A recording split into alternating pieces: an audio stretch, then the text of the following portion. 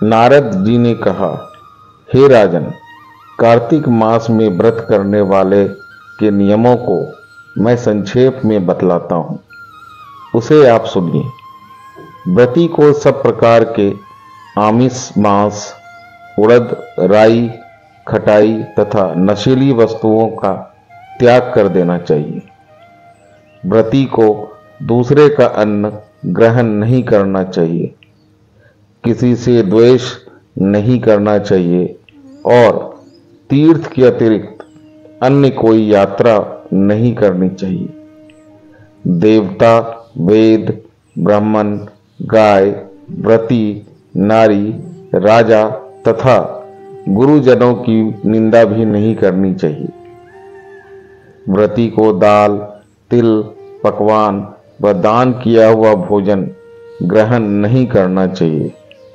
किसी की चुगली या निंदा भी नहीं करनी चाहिए। किसी भी जीव का मांस नहीं छूना चाहिए। पान, कत्था, चूना, नींबू, मसूर, बासी तथा जूठे अन्न का भी प्रयोग नहीं करना चाहिए।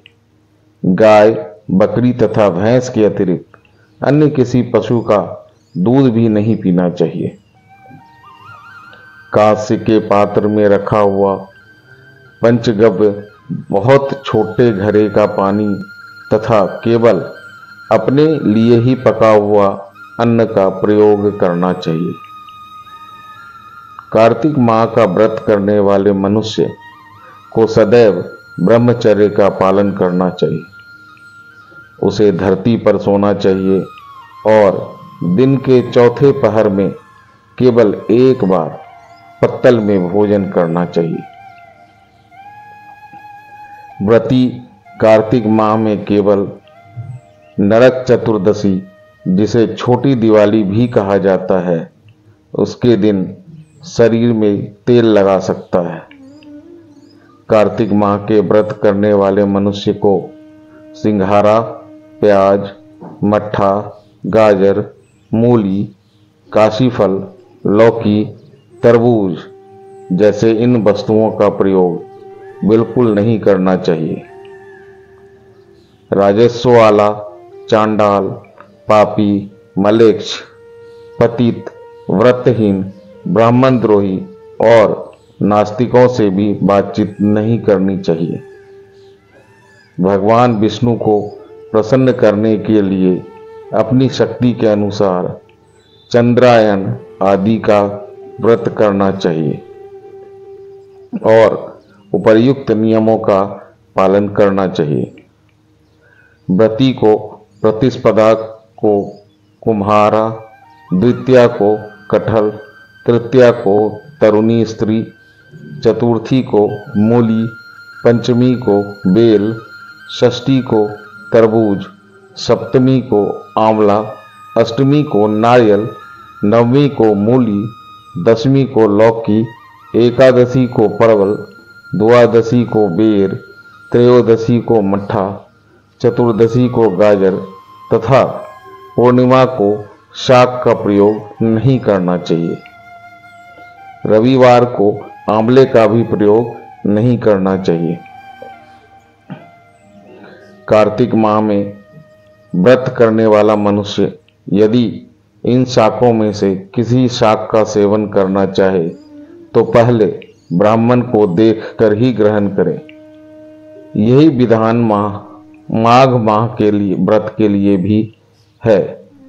देवोत्थानी एकादशी में पहले कही गई विधि के अनुसार नृत्य, जागरण, गायन, वादन आदि करना चाहिए। इसको विधि पूर्वक करने वाले मनुष्य को देखकर यमदूत ऐसे भाग जाते हैं जैसे सिंह की गर्जना से हाथी भाग जाते हैं। कार्तिक माह का व्रत सभी व्रतों में श्रेष्ठ है।